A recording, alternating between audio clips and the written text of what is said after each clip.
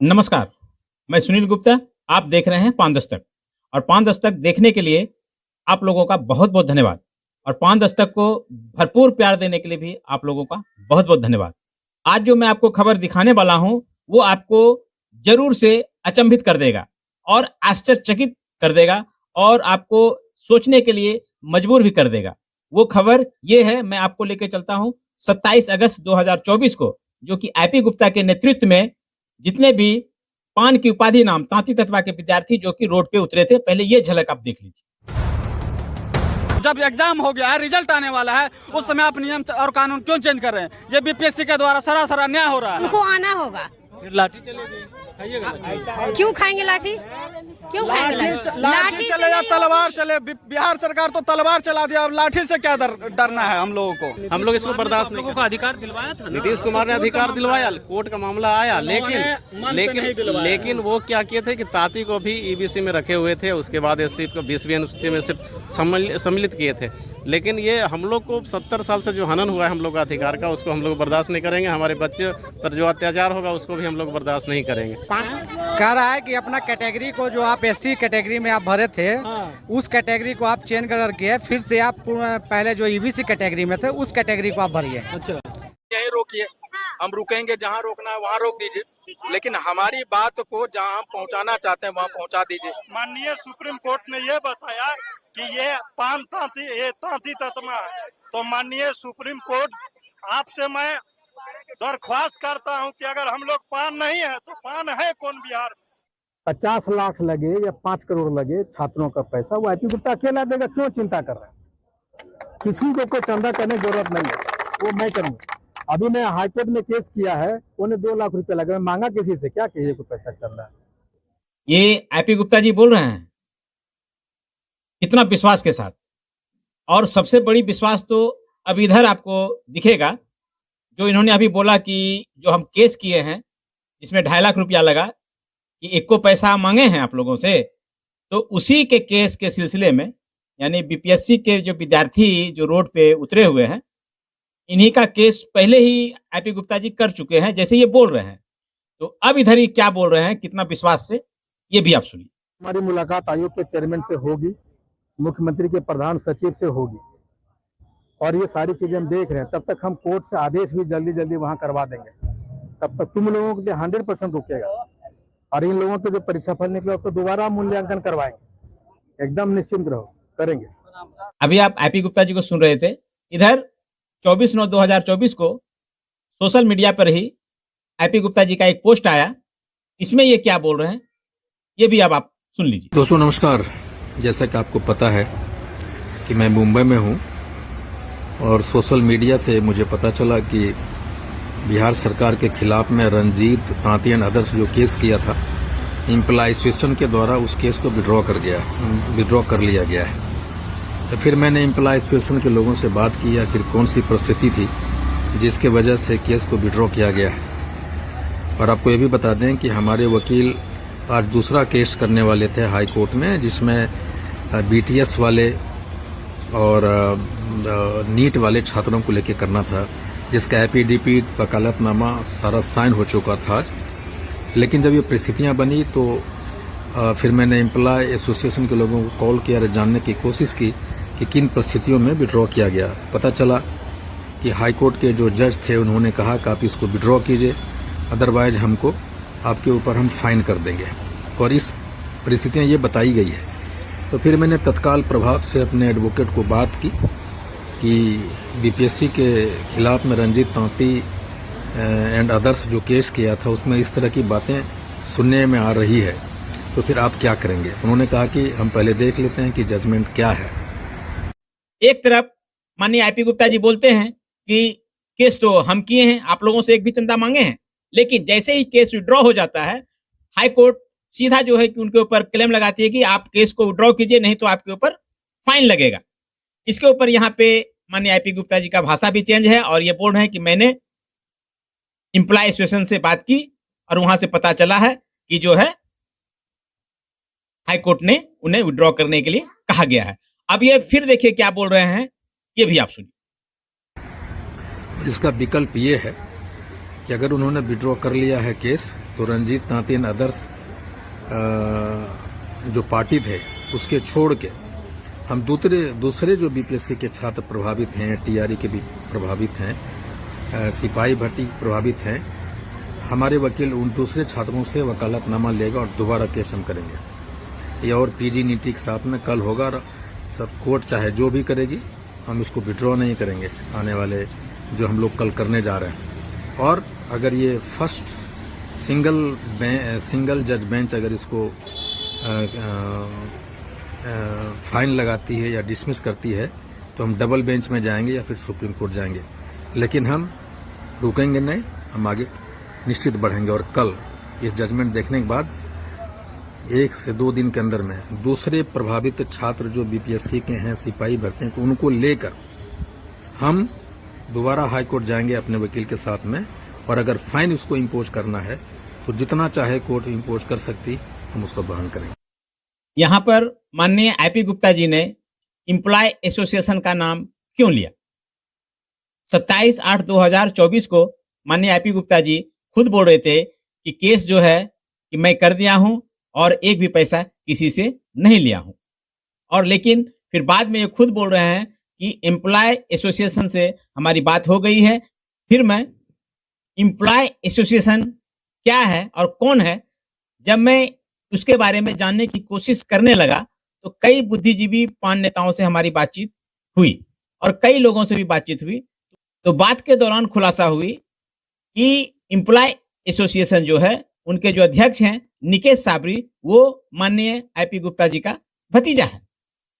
क्या माननीय आईपी गुप्ता जी 5 जाति की जो उपाधि नाम तांती तत्वा के जो विद्यार्थी हैं बीपीएससी के, उनको बताएंगे कि केस कौन सा विड्रॉ हुआ है, जिसका जिक्र जो है 27/8/2024 को आईपी गुप्ता जी कर रहे थे, वो केस विड्रॉ हुआ? यह एम्प्लॉय एसोसिएशन जो नया केस किए हैं वो विड्रॉ हुआ? ये माननीय IP Gupta ji social media पे आके बताएंगे क्या? अब ये सोचना है आईपी गुप्ता जी। अब मैं आपको लेके चलता हूं मुंगेर में सुबोध तांती जी जो विधानसभा के प्रत्याशी रह चुके हैं, ये क्या बोल रहे हैं, इनको भी आप थोड़ा सा सुनिए। सुप्रीम कोर्ट ने भी कई बार इनको मौका दिया कि आप अपने जो है आप अपनी बात को सुप्रीम कोर्ट में रखिए, आप इसका साक्ष्य प्रस्तुत करिए कि आपने कैसे इसको आरक्षण का लाभ दिया, लेकिन बिहार सरकार के कान पर जू नहीं लगा और परिणाम स्वरूप बरसों इनको मौका मिला, लेकिन बरसों में इनको फुर्सत नहीं हुआ कि पान तांती तत्वा के लिए इनके पास कोई समय नहीं था। इनके महाधिवक्ता ने उपयुक्त साक्ष्य प्रस्तुत नहीं किया, जिसके कारण सुप्रीम कोर्ट ने इन्हें पुनः मेरे खिलाफ, मेरे समाज के खिलाफ आदेश पारित करते हुए इनको नोटिस किया कि आप अपनी बात को रखने के लिए रिव्यू पिटीशन में जाइए। लेकिन इन्होंने रिव्यू पिटीशन की बात छोड़ दीजिए, लगातार हम लोगों ने इनसे मिलने का कोशिश किया, लगातार इनसे प्रतिनिधि मिलने का कोशिश किया तांती तत्वा समाज का, लेकिन इन्होंने मिलना उचित नहीं समझा। रिव्यू पिटीशन तो खैर कोई बात ही नहीं है। और अंतिम में 12 जुलाई को मेरे समाज के खिलाफ पुनः जहां से हमको ला के खड़ा किया था, ले गया था, आरक्षण का लाभ मिला था, वहीं ला के खड़ा कर दिया। अच्छा, तो फिर आरक्षण खत्म हो गया जी, अनुसूचित जाति से हट गए जी, हट गए तो फिर आप वापस आ गए सामान्य, मतलब अति पिछड़ा मार्ग जी। तो अब आप लोग क्या कर रहे हैं? अब हम लोगों ने बिहार के विभिन्न क्षेत्रों से प्रादेशिक स्तर पर सरकार के खिलाफ आंदोलन में जा रहे हैं और ये सरकार अपना पिंड यह कह करके नहीं छुड़ा सकती है कि यह सुप्रीम कोर्ट का निर्णय है। मेरा निर्णय सुप्रीम कोर्ट का तब हुआ मेरे खिलाफ में जब राज्य सरकार और जो भाजपा के गोद में बैठी हुई नीतीश कुमार जी ने हमारे मुकदमे पर ध्यान नहीं दिया। अगर वहां ध्यान दिए होते तो जिस तरह से इन्होंने पटना उच्च न्यायालय में हमारी जीत हुई, हमको सुप्रीम कोर्ट में भी जीत मिलती। लेकिन इसी एनडीए घटक दल के नेताओं के दबाव में आकर के इन्होंने सुप्रीम कोर्ट में कोई दलील नहीं दिया। इसलिए अब हम लोगों ने, पूरे बिहार के लोगों ने निर्णय लिया है जहां से हो वहीं से हो। डॉक्टर राम मनोहर लोहिया ने कहा कि सड़क से संसद तक आंदोलन करना है। हम लोग सड़क से संसद तक आंदोलन के लिए तैयार हो गए हैं, कमर कस लिए हैं।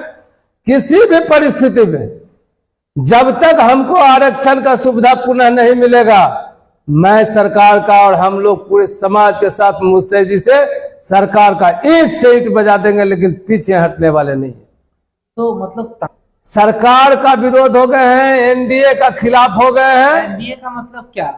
भाजपा, जदयू, लोजपा, हम ये तमाम। अच्छा, मतलब देख लीजिए, ये सिटी न्यूज नहीं कर रहा है। सिटी न्यूज दो चीज को ये क्लियर कर रहा है। सबसे पहले ये दबंग कर रहे हैं चिराग पासवान को, ये मेरे शब्द नहीं है, ये नेताजी के है। और दूसरा ये कह रहे हैं कि एनडीए के जो घटक हैं, चाहे मांझी जी हो, चाहे चिराग पासवान जी हो, चाहे आपके नीतीश कुमार हो, और चाहे केंद्र की सरकार में जो भी नेता, यानी बीजेपी के साथ और एनडीए के साथ तांती जात नहीं रहेगा, तांती तत्वा नहीं रहेगा। तो यानी इस बार जो बिहार विधानसभा का चुनाव होगा, तो क्या विधानसभा के चुनाव में आप एनडीए का विरोध करेंगे? हम नहीं, संपूर्ण तांती तत्वा समाज एनडीए का विरोध ही नहीं करेगी। एनडीए के उम्मीदवार को तांती तत्वा मोहल्ले में घुसने नहीं दिया जाएगा। उसके घुसने पर प्रतिबंध पूरे बिहार में रहेगा। एक भी उम्मीदवार को तांती तत्वा मोहल्ले में घूमने नहीं दिया जाएगा। हम मांग करते हैं इस मंच के माध्यम से, आज हमारी जो स्थिति है, आज हमारी स्थिति है, जो हमारे नौजवान छात्र कहीं परीक्षा में पास हो गए, उसका अंकन नहीं हो रहा है। कोई नियुक्ति का रिजल्ट आया है, उसकी नियुक्ति नहीं ली जा रही है। किसी का फॉर्म भरा हुआ है एससी में, उसको कहा जा रहा है कि आप ओबीसी में कन्वर्ट कर लीजिए। कई तरह की बाधा है। इससे बेहतर होता कि हम जहां थे वहीं रहते। हमको कोई मुफ्त में आरक्षण नहीं मिला था। हमारे अति पिछड़ा आयोग के अध्यक्ष थे माननीय रविंदर तांती जी, तात्कालिक अध्यक्ष। उसके सीट के कुर्बानी पर हमें आरक्षण मिला था, और मेरा हुआ कुर्बानी भी गया और मेरा आरक्षण भी गया। यह सरकार का दो रंगी नीति बिहार में चलने वाली नहीं है। तो आप लोग सड़क पर कब से उतरने वाले हैं? क्या कार्यक्रम चला रहे हैं? 8 अक्टूबर से 18 अक्टूबर तक हम पूरे प्रमंडल में जन जागरण अभियान चलाएंगे। जन चेतना पखवाड़ा के तहत पूरे 5 समाज में हम जन जागरण बताएंगे, और सरकार ने किस तरह से सुप्रीम कोर्ट के बहाने हमारा आरक्षण छीना है, इन तमाम बातों को जितना। अभी आप माननीय सुबोध जी को सुन रहे थे। इन्हें भी हार्दिक इच्छा है कि कोई पार्टी इन्हें टिकट दे दे। तो टिकट लेने की होड़ में सभी पान के नेता एक दूसरे पर प्रत्यारोपण कर रहे हैं, चाहे वो सरकार हो या स्वयं पान जाति के ही बुद्धिजीवी लोग क्यों न हो। अब मैं आपको 9 साल पीछे लेके चलता हूं, जिस समय माननीय मुख्यमंत्री नीतीश कुमार जी ने तांती तत्वा को पान जाति के साथ समावेश कर दिए और तांती तत्वा को अनुसूचित जाति का लाभ मिलने लगा। उस समय सबसे पहला दलित नेता जीतन राम मांझी जी ने विरोध करना स्टार्ट कर दिया कि बिहार सरकार ने गलत किया है।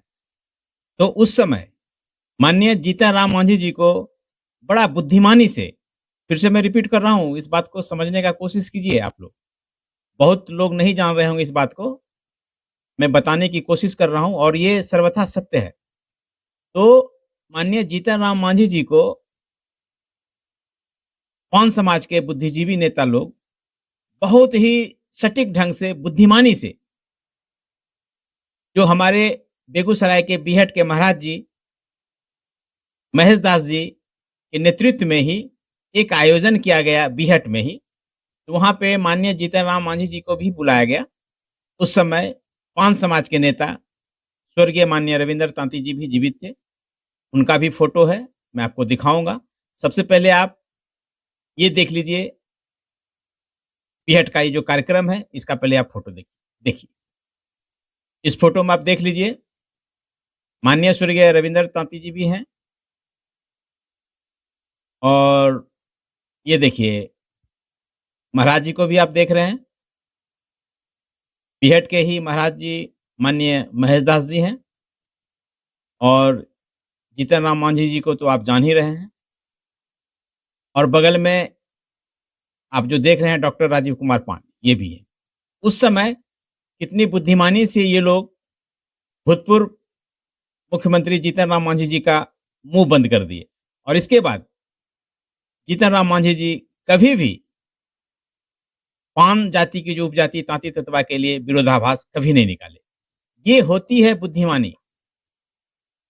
इसलिए ठीक है, आप लोग अपने अपने तरीके से जो रैली कर रहे हैं वो रैली कीजिए, जो धरना धर रहे हैं वो धरना धरिए, एवं प्रकार से जो काम आप कर रहे हैं वो कीजिए। लेकिन सुप्रीम कोर्ट का जो आदेश है उसके ऊपर भी ध्यान रखिए, और पार्लियामेंट का जो रास्ता है उसको भी नहीं भूलना है।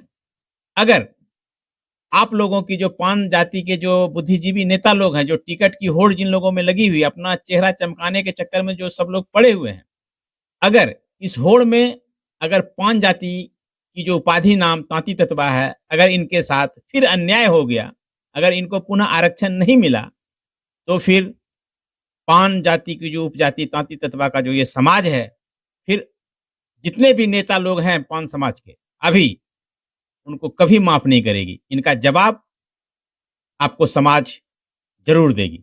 इसलिए आप अपने रैली के साथ साथ, आप अपने धरना के साथ साथ, जो मेन काम है, जो मुख्य काम है पुनः आरक्षण लाना, इसके ऊपर भी पान समाज के नेताओं को ध्यान देना चाहिए, और पार्लियामेंट का भी रुख करना चाहिए। जो बोला गया है संसद में, जो बिल पास कराकर पुनः पान की उपजाति तांती तत्वा को पुनः आरक्षण दिलाने का आप लोग काम करेंगे। अगर इसमें आप सफल नहीं हो पाए, ये समाज फिर से कभी पुनः आप लोग को माफ नहीं करेगी। चलिए फिर मिलते हैं नई खबर के साथ, नई जानकारी के साथ। पान दस्तक देखने के लिए आप लोगों का बहुत बहुत धन्यवाद। नमस्कार।